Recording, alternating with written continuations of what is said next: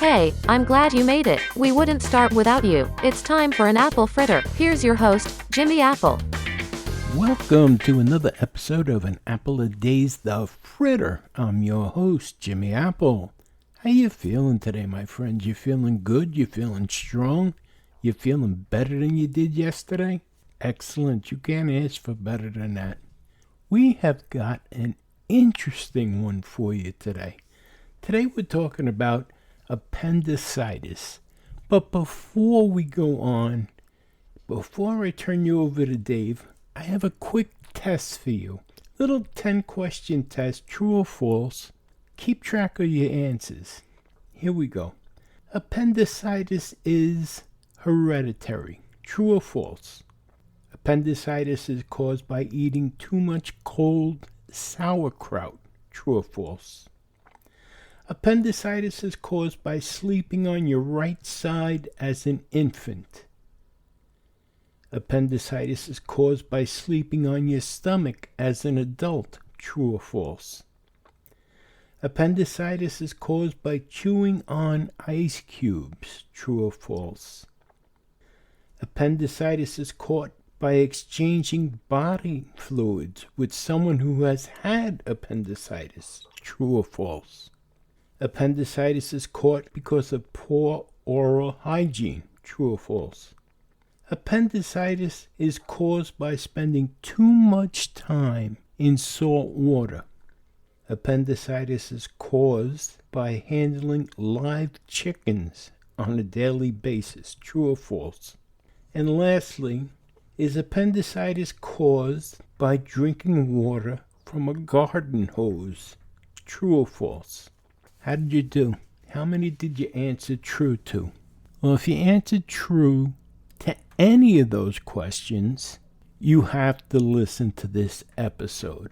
So sit back, relax, and listen to what Dave has to tell us about appendicitis.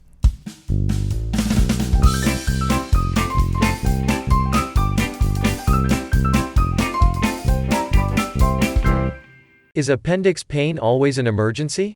The short answer is yes. Pain on your right side between your rib cage and hip bone warrants immediate treatment.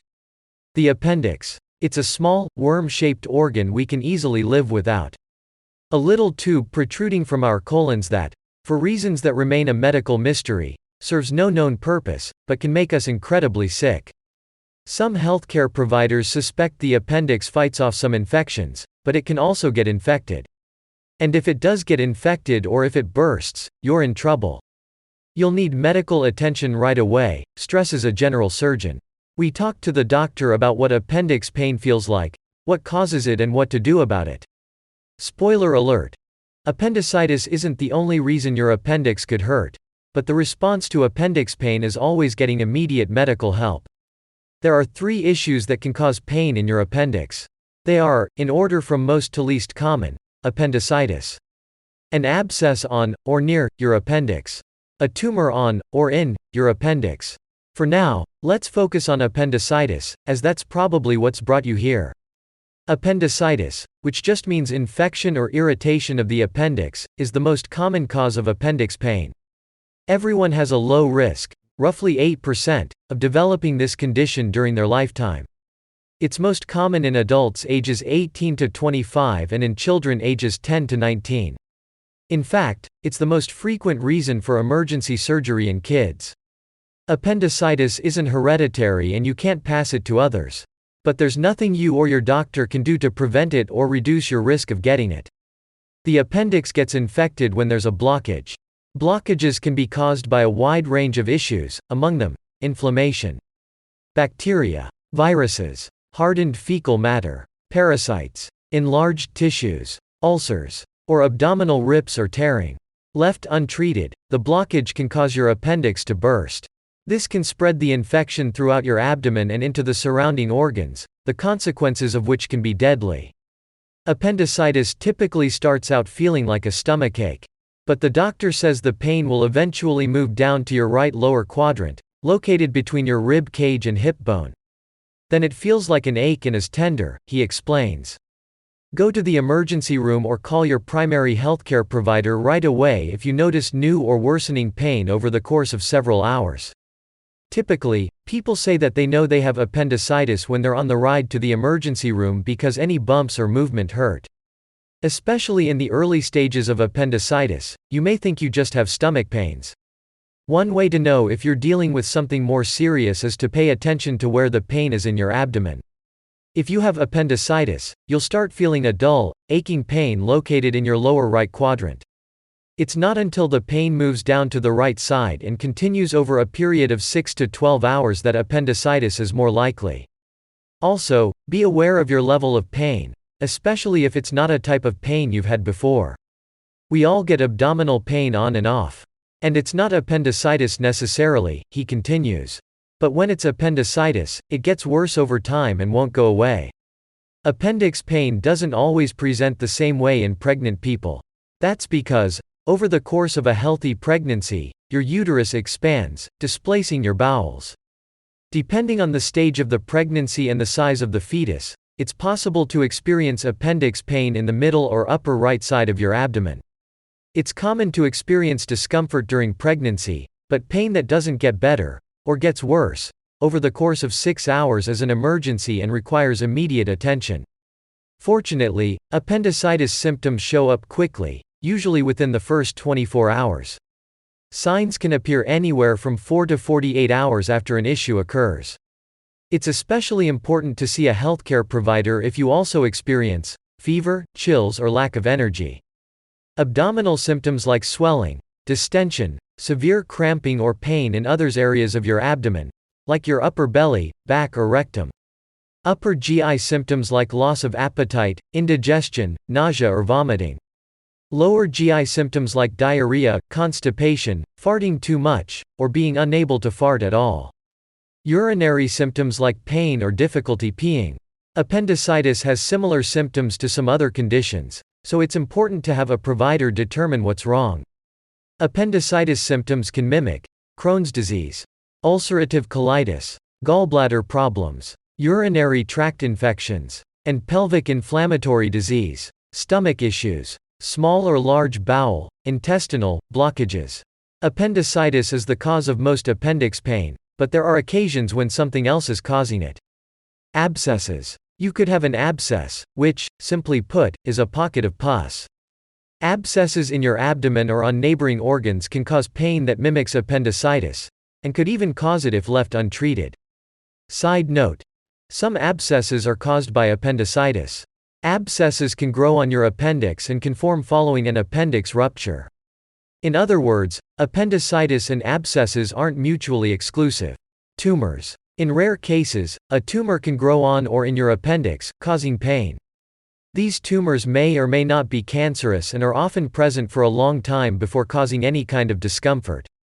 You won't necessarily experience appendicitis because of a tumor on or in your appendix, but it is a possible symptom. In fact, because most appendix cancers are slow-growing, providers often only discover the tumor while performing an appendectomy for suspect E because untreated appendicitis can have deadly consequences. You should see a healthcare provider or go to the emergency room if you feel continuous pain in the lower right side of your abdomen for more than 6 hours. Be sure to tell the healthcare provider if you're experiencing any additional symptoms, as that could help narrow down the cause of your appendix pain. There isn't a blood test to identify appendicitis, but there are a series of tests providers will do if they're concerned you may have appendicitis. A blood sample can show an increase in your white blood cell count, which points to an infection.